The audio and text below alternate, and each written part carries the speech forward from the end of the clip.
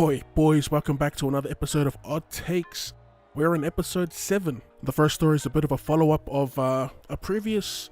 Actually, it wasn't an Oddtakes video. It was a segment in my State of Origin preview video where I stated that I thought Boyd Cordner shouldn't be a part of Origin this year, and that was just me basing that off recent concussion concerns. Lo and behold, Boyd Cordner gets named in the squad, he goes on to play, gets concussed early, and he returns to the field and plays out the rest of the game. So there's been rumors floating around that Boyd Cordner could be sitting out 12 rounds in the upcoming season, and my thoughts on that? Honestly, I don't think it'll change much. The damage is already done. The question now is, should Boyd Cordner retire from footy altogether? Not just the recent concussions as of late, but there have been other niggling injuries plaguing Boyd Cordner's career, his young career. It's crazy, the man's only 28 and I feel like I've been watching him forever. I'm not one to say when someone should retire and when they shouldn't, but it ain't looking good for him at the moment. If he does retire, he'll still go down as one of the best back rowers of this era. I mean, 3 premiership rings, 2 Origin series wins. He's reached the top of the mountain a few times, something that a majority of NRL players fail to achieve. So what do you boys reckon? Is it time for Cordner to hang it up? All I'm saying is there have been some worrying signs, not only this preseason, but last year as well. And even before that, I'm pretty sure it's been rough off seasons as of late for Boyd Cordner. It'll be interesting to see what comes out of the Roosters camp though, and how they handle the situation. I thought I'd never see him back playing league news. Jared Mullens has recently signed to the Storm feeder club, Sunshine Coast Falcons. We haven't seen old boy since 2017? He got banned for testing positive to anabolic steroids, and that ban comes to an end this week actually. So he signed a 1-year deal to the Sunshine Coast Falcons. He's expressed his desires to play NRL again, and at 33 years of age, is it possible? I mean, in the famous words of NBA legend Kevin Garnett, anything's possible! Who knows, boys, maybe we'll see him running around in the league at the ripened age of 34 or 35. I'll definitely be checking out a few Falcons games though, that's for sure.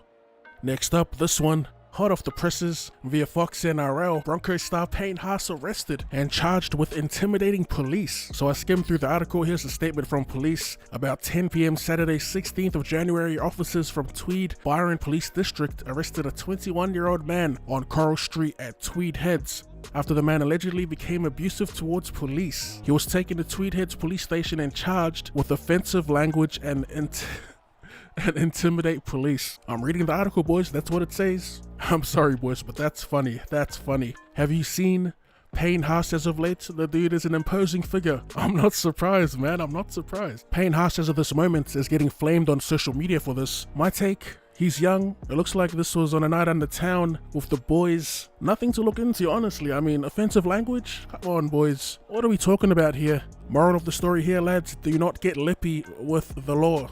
And lastly, in recruitment news, the Rabbitohs announced the signing of Josh Mansour on a 2-year deal.